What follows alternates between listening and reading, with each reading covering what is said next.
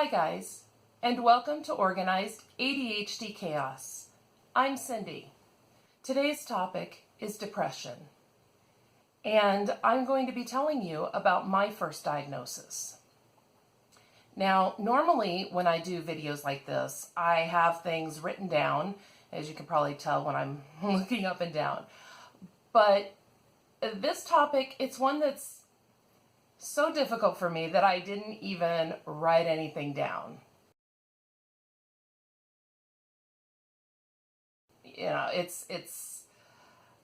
I'm not sure exactly why I had so much trouble with researching it. Maybe because I wanted to speak to you from the heart. So I'm just going to tell my diagnosis story. And I will be putting other information up for you throughout the video to read, such as statistics on depression and places where you can call for help if you feel that you need it.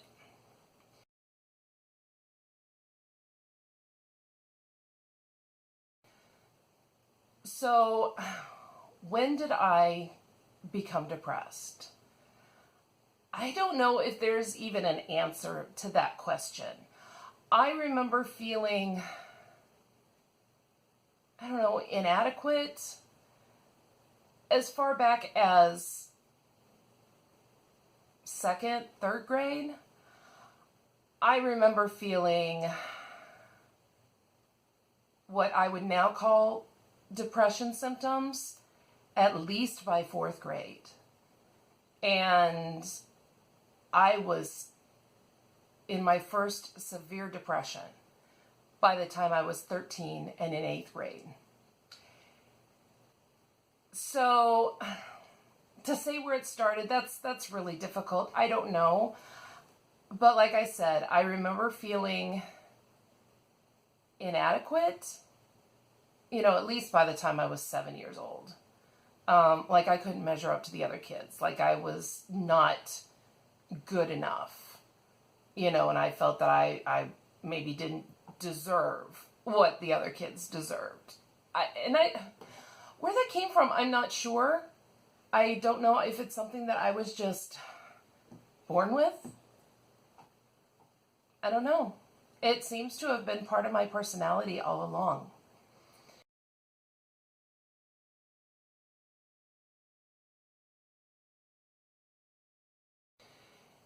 Now, at grade school, it was tough.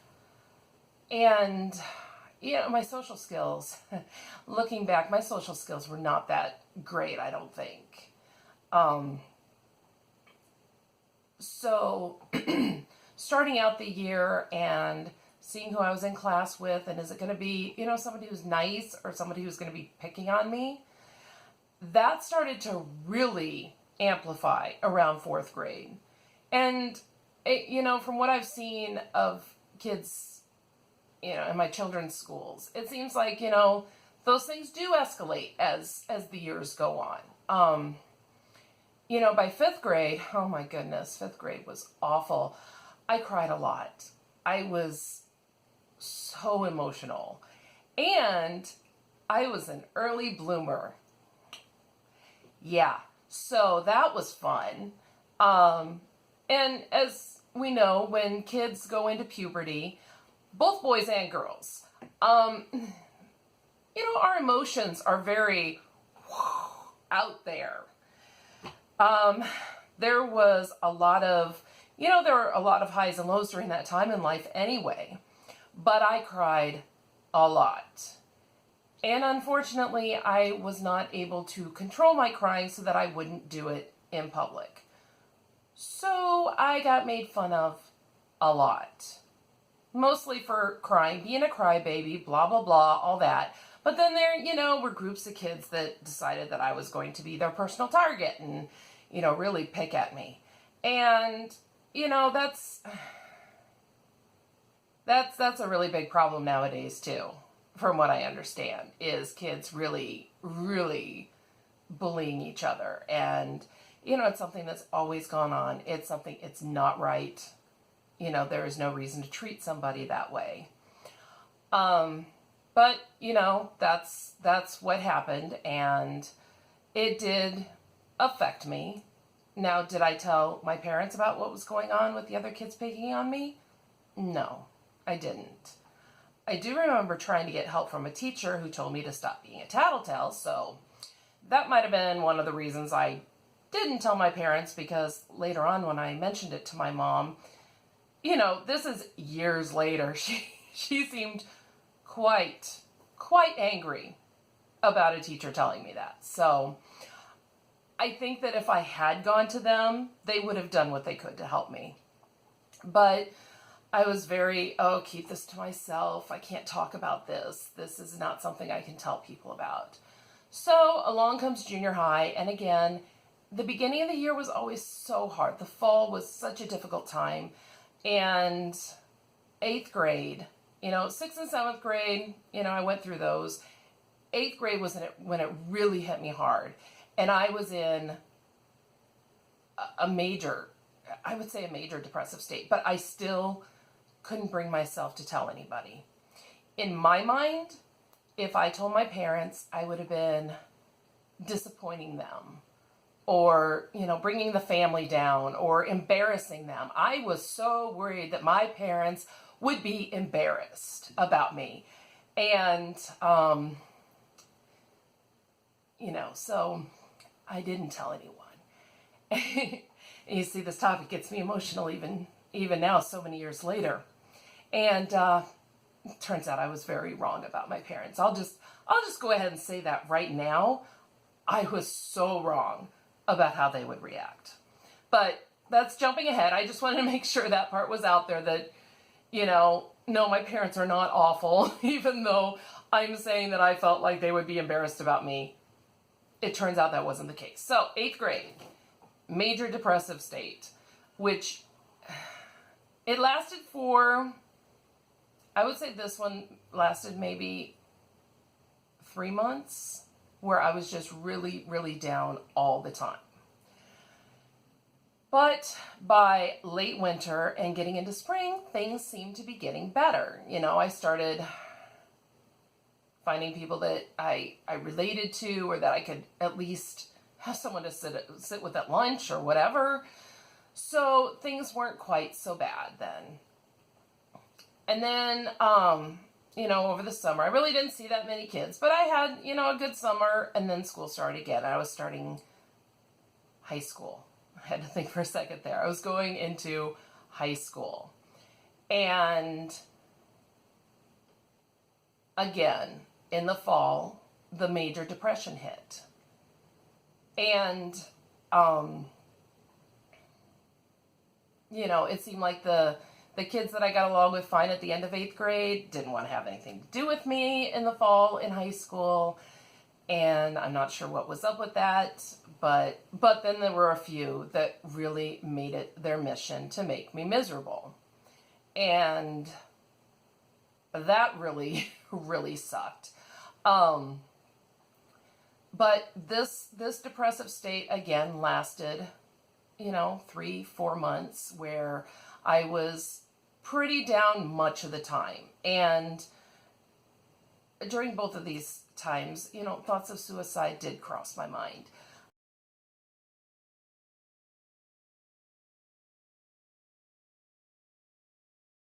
I didn't want to die, but I didn't want to live life like that. If that's what life was going to be, I wanted nothing to do with it. So again, things got better again. Seemed to be making friends again. And, but at that point I was just so done with the constant being picked on by certain people. I was just absolutely done with it. And there was a parochial school in the next town that the church that I went to was one of the supporting churches of. So I begged and pleaded for my parents to let me go there. Now, like I said, I hadn't told them all of what was going on. But I guess with me begging and pleading for so long, they decided to go ahead and let me try this other school out. And, at the time, I didn't understand much about money at all. and how difficult that had to be to pay for private school. That's an extra expense every month or 6 months, or however you decide to do the payment program. But that's an extra expense. And they went ahead and they didn't even realize everything that was going on and why it was so important to me. But they went ahead and let me go to this new school. Now, starting out at this new school, I was terrified. Even the day that we were standing there for, I guess it's the beginning of the year registration, where you go in and you get your schedule and find your locker and all that. My mom asked me when we were in the line, now, are you sure you want to do this? You can always go back to the public school. You can change your mind anytime you want. And it turns out when we were standing there, I was just pale. Well, paler than I am typically, which is super duper pale. So I was just like, and I think I looked sick while I was standing in line. I was just so terrified. I'm like, no, I really want to do this. So I went to this new school and, started meeting people. Things seemed to be going well. I actually became involved in activities, which I hadn't done at the old high school. In junior high I had been, but in high school I hadn't. So I'm a sophomore. I started getting involved in activities and things seemed to be going okay, but that nagging feeling, was creeping up. It was just, like this, oh, we're here, we're going to make your life miserable. And it wasn't any specific, nobody was picking on me there. Things were going fine. But that cloud showed up and followed me everywhere. That cloud of depression. And I was so miserable. Did it get so bad this time that I became suicidal? I don't remember. I don't know. I don't remember if it got that bad. I don't think it was as bad as it had been before, mostly because of what happened one night. I was over at somebody's house, and there were actually a lot of people there. And I just, at that moment, had completely had it. And I broke down. I was sobbing. I was just... And I couldn't even express to anybody what was wrong, And so the mom whose house this was at had a friend who was a therapist who she asked to come over and talk to me. So we talked. I told her how I'd been feeling and how I'd been feeling this way for so long. And that I really couldn't explain why I felt this way. It was just, I felt unworthy, unlovable, and just absolutely miserable all the time. Now, my mom was going to be coming to pick me up. And so she said, I would like for you to talk to your mom about this. And I was terrified. And she said, I'll be with you. Or I'll even tell her. So my mom comes in. And I can't talk. I'm just sobbing. And she was just... I could feel the concern. And so this woman who's, I don't remember her name or very much about her. I mean, I can still see her in my mind. Tells my mom that I had been feeling depressed. And that I had been feeling that way for over 2 years at that point. And so, it was out. My secret was out. My mom told me, we will do whatever we need to do to help you. And so, first she called my doctor. I was still seeing the pediatrician at that point. And I went in to talk to her to tell her what had been going on, how I'd been feeling. So she referred us to a psychiatrist. And where I grew up, there was a medical school. Now, if you are fortunate enough to be in an area that has medical schools, that's usually a pretty good thing because they do a lot of research with medical schools and tend to be really up to date on the newest treatments and all that. But so I was referred to this medical school, the practice. And so I went in there, and there were multiple doctors there that I had to talk to and have physical exam to make sure there was nothing physical going on. And, well, I mean, mental illness is physical, but anything else physiologically going on, such as a thyroid condition, can cause,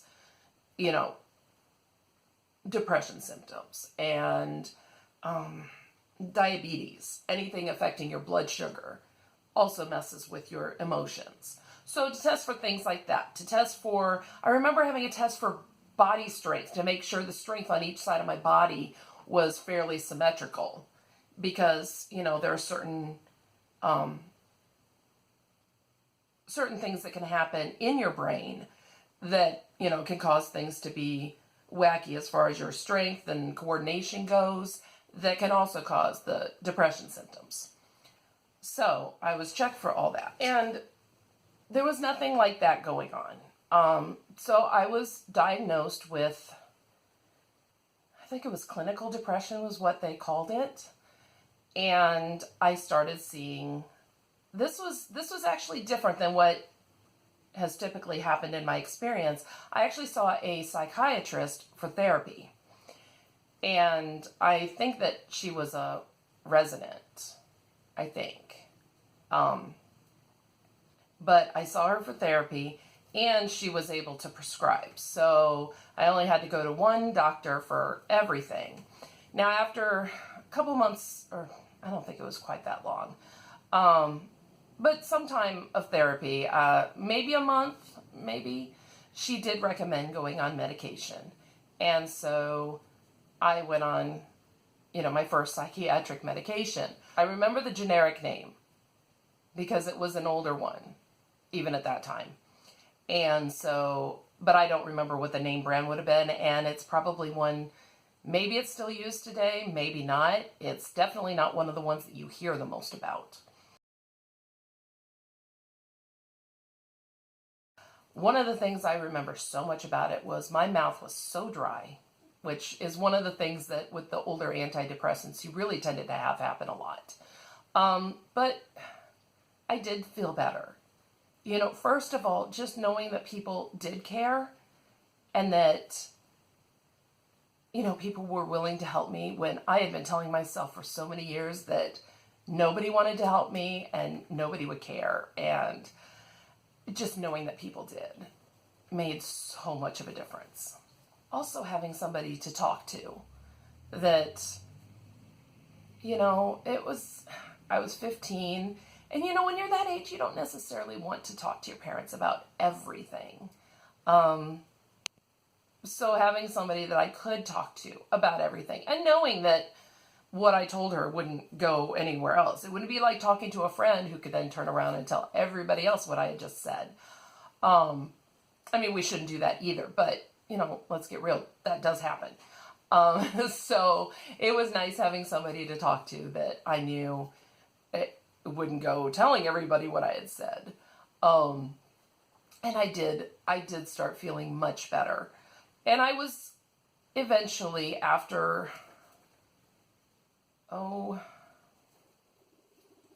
close to a year, I was able to go off the antidepressant.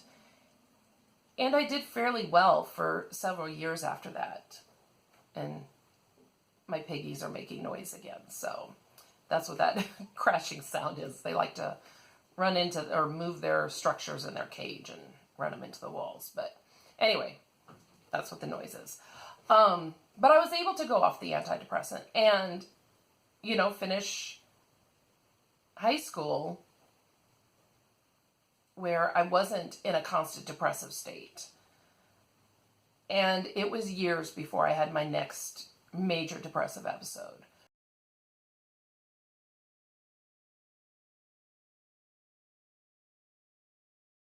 But I'll talk about that another time. The main thing I wanted to say about this is there is help available. And to remind you that if you're going through something like this, there are people who care and who want to help you. And to remind you that depression will lie to you. That I actually just read that recently. It was something I hadn't even really thought of, but that voice that's telling you that nobody cares, that nobody's willing to help you, and that things won't get any better, is a liar. Depression wants to stay. And depression knows that if you get help, it'll have to go. And it doesn't want to. So it'll lie to you to keep you from getting help. But let me tell you something. You are worth it. You are absolutely worth it. Every time we lose somebody to depression, whether I knew the person or not, it just rips my heart out. It's an absolute devastating feeling because I know how bad that person was feeling and how desperate they must have felt to do that. I don't want for us to lose anyone else that way. I think the best way that we can keep that from happening is to talk openly about it. We've got to get rid of the stigma. That's the only way to help people, is to get rid of the stigma. And if it takes me telling my story, to everyone, I'm willing to do that if we can save somebody. So let's break that stigma and let's let people know that we do care and that it really does get better. Because I love my life. I, wound up getting married to somebody wonderful who loves me for me. And I have 2 great kids. Are things perfect? Of course not. Nothing ever is. But I have a really great life. And I am so thankful that there were people there when I was younger who were willing and able to help me so that I could grow up and have this life. So if you're feeling depressed or hopeless, or you feel that there's no meaning, or that there's this dark cloud over you that affects your life, and I don't mean this to say that you have to be suicidal to get help. That's not what I mean. I mean, if you have any signs of depression, please go get help. In fact, if you could go right at the beginning, you'll be getting in before you get to that state. And it's good to catch it early. But as long as you're living, it's never too late. So please get help. I'll be providing numbers for where you can call to get referrals or to find out where to go.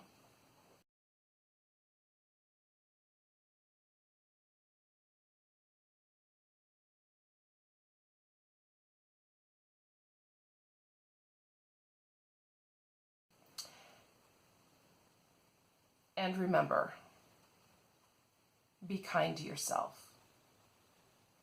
No matter what the depression tells you, be kind to yourself and to each other. I'll see you next week. Bye.